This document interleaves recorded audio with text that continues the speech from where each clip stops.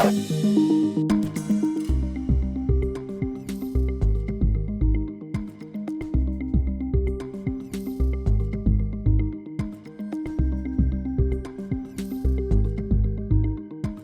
now, from the CFTK-TV studios, this is Open Connection with your host, Robert Pictou.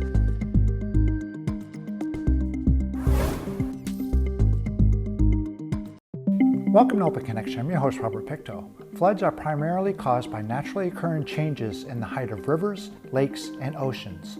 According to Public Safety Canada, floods are the most common natural hazard in the country and among the costliness. Scientists predict that flooding linked to the impacts of climate change will increase as the 21st century progresses, particularly in coastal areas of the country. On today's Open Connection, we open our archives to bring you this story from 1978. Monday, October 30th, 1978. It began to rain. Nobody noticed. It was nothing unusual. Tuesday, Halloween night, the rains were still falling with no sign of letting up, and concern was beginning to grow. Then overnight, there were a few power outages. Roads were beginning to give in to the pressure of the water. Hundreds of small creeks flooded and soon becoming torrential. Wednesday morning, the roads washed out. Highway 16 between Smithers and Terrace was the first and the most disastrous. At first, highways crews planned to reopen the highway in a couple of hours. Then they had hoped for later that afternoon. Then no one had any idea exactly when that highway would reopen. By Thursday, several sections of road caved in, washed away, collapsed. In Smithers, it was a beautiful winter's morning. The sun was shining, fresh snow glistening on the mountain tops. But 200 kilometers down the road, homes were being washed away, and the railroad had caved in, killing 2 men. It was utter chaos. Roads are out in all areas. All major arteries have been closed to traffic. The heavy rains and flooding waters have wiped away pavement. They've completely ripped the roads just right off the face of the earth. In some cases, the force of the water rushing across the road has swept trucks and cars right off the road. Damage to their vehicles is considerable, but thankfully, only a few minor incidents where people suffered injuries. Here you see homes in the Lake Ellis Lake area that have been completely destroyed, sitting under many feet of water. The damage done to the homes and to the occupants and to the things inside the home, the furniture, the carpets, the Chesterfields, is considerable. The cost of replacing a home will be sky high. See what damage 214 millimeters of rain, that's almost 8 inches, will do when it falls to earth in only 3 days. There was no way in and out of the Lake Ellis Lake area. People who were stranded in there were moved by RCMP boats. It was the only way they could get out. Vehicles were stuck in water over the cab of the trucks and coming in the doors of cars. Boat transportation was the only way. Telephone communications were set up for emergency use. In New Remo, meanwhile, things were much the same, with water seeping in doors and windows from the second story of some homes.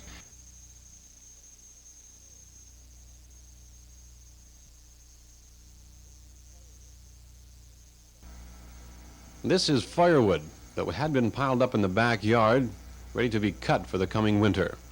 It's now strewn all over the front yard and the neighbors' lawns.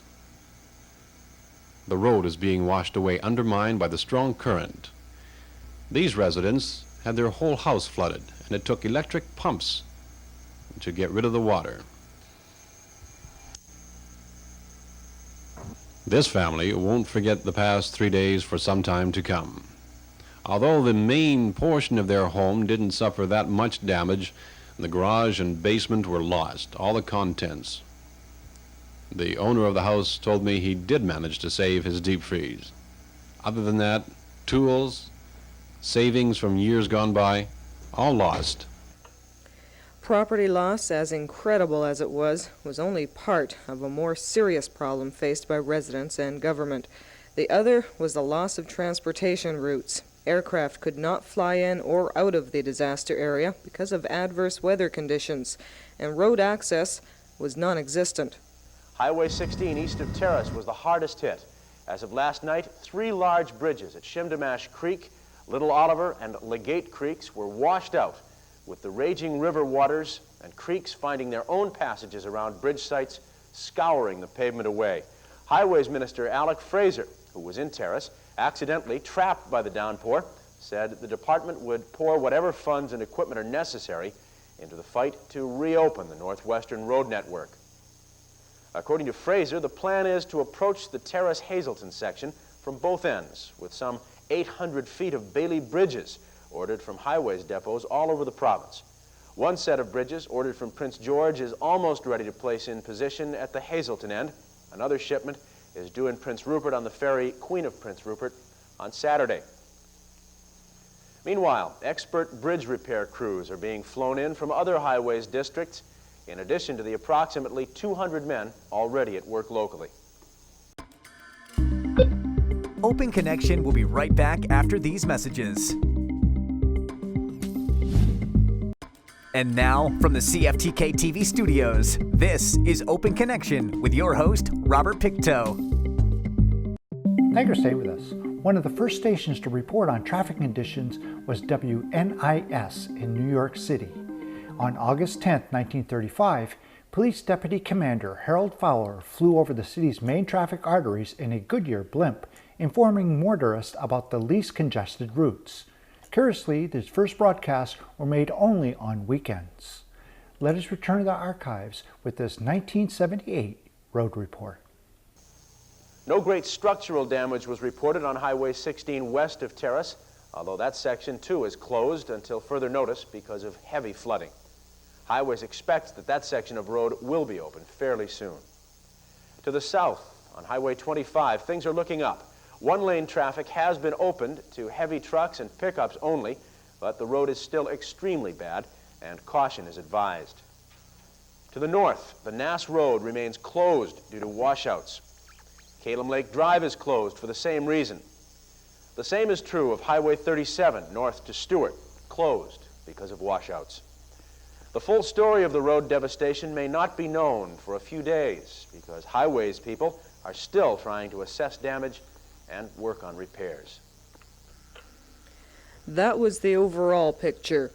But then there were the human, personal tragedies. A 9-year-old girl in Smithers died after she was struck by a tree that had been blown over by the powerful winds. 2 Smithers men, CNR employees on the job, were killed when the ground gave way under the train tracks and collapsed into the river. A trapper walked 26 miles through mud and water from the Chlor-Copper River junction. He swam the 2 raging rivers and made it home to Terrace 12 hours later. 2 more men, much more fortunate than the others, dived over an embankment when a bridge suddenly disappeared before them. We were heading east back towards Kitwangaw, and all of a sudden there was no bridge. It looked like the bridge was there. The railings were straight. They were straight, but the deck had collapsed. And I don't know if it had collapsed just before I got there or actually as I was getting on, but doing 40 miles an hour, it just didn't give me time to stop. You were riding the highway in your truck, were you? Yeah, it was a 4-wheel drive. We'd come up from Kitwangaw to try and save a skidder at Legate Creek that was close to the flood waters. And we'd abandoned that because it was pretty well in the creek already, and we were on our way back. What was your first indication that there was no bridge there? Actually, there was no indication at all. Approaching the bridge, everything looked perfect. You could see the stripes on both sides of the bridge continuing on, and just all of a sudden I noticed the truck start to drop, and then I could notice the gravel wall ahead of me, and I didn't even have time to touch the brakes even. It was just there right now. What did you think of it first? Well, the first reaction was, surprised. The bridge is gone when I had absolutely not expected it at all. And after the impact, of course, once I got my breath back, I was quite happy to be alive. And my partner was unconscious. I noticed that right away. We were really very fortunate. The highways crew had a survey crew in 5 men, and they were right behind us, just following us, and they were right there, right on the scene. Very, very fortunate. They helped us and, kept us warm. How long did you have to stay there before you were evacuated? This happened about 7:30 last night, and we were taken out by helicopter about, I imagine, 7:30 this morning. We reached about 8 o'clock here. Jim, my partner, Wallington, is very, very good. He has a fractured neck, and he will be in the hospital for a while, but he's, very stable. And I'm very fortunate. I just got nothing broken, just a few bruises. Friday, the 3rd day of November, the 4th day of rain, and there was no sign of the rain ever letting up.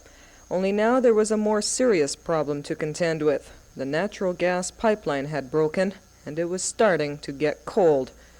Then, to make matters even worse, massive power failures disrupted various communities. Greenville was hit by a power outage that lasted 3 days. Freezers thawed out, and everyone in the village lost their entire winter food supply. What wasn't ruined by the power failure was destroyed by the floodwaters. Kitimat and Kitimat Village fared little better. The only area facing problems at this time is Kitimat Village.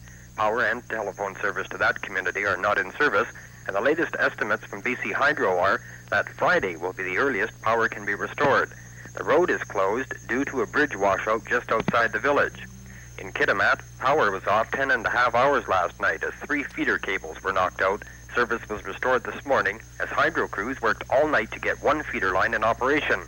The word late this afternoon was a 2nd feeder cable would be in service sometime this evening when a crew from Prince George arrives to help out. Highway 25 is pretty well shut down.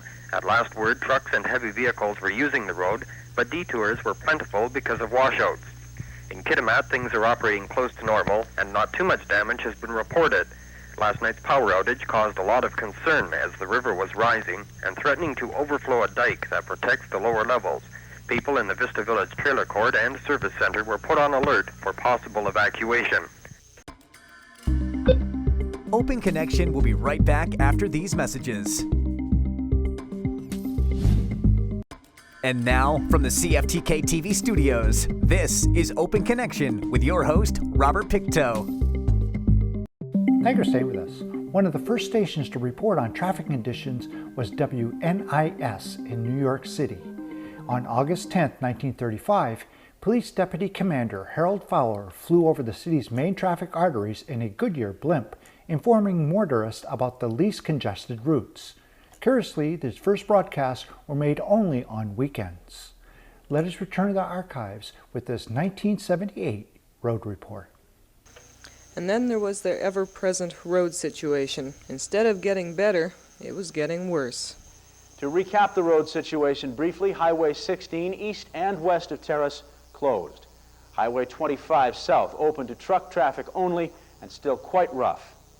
The Nass Road closed. Kalem Lake Road closed. And Highway 37 closed beyond Kitwanga. Meanwhile, even in the district of Terrace, the road situation is beginning to worsen. District works people are afraid that Landfair Hill may start to slide, taking the road there with it. Landfair Hill is now closed to vehicle traffic, just in case. So, Terrace remains effectively isolated by road, and with the weather conditions worsening, the picture may get even worse. By Saturday, the flood situation, now dubbed Deluge 78, forced everyone to start focusing on other problems. The rain had slowed down somewhat, the road to Prince Rupert reopened, and a convoy of highways crews went busily to work on Highway 16, erecting Bailey bridges.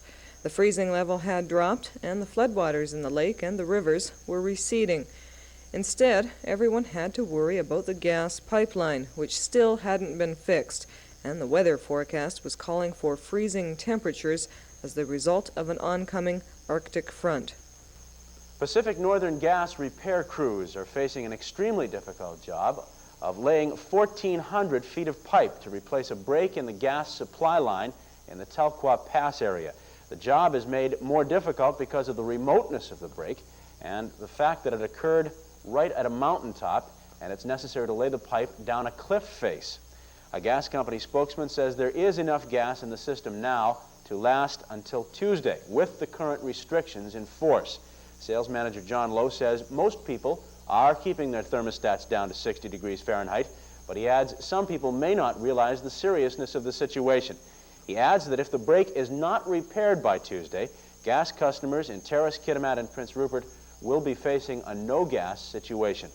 Meanwhile, Terrace school officials will be meeting on Sunday to decide whether or not to call off school again next week as was the case on Friday. The gas company expects to have that gas leak repaired by Tuesday, subject to the weather. And if there are no other breaks in the line, the supply of natural gas to the Northwest will be assured. But the situation is dicey at the moment. There is enough gas to last until Tuesday. The company expects to have the line repaired by that day.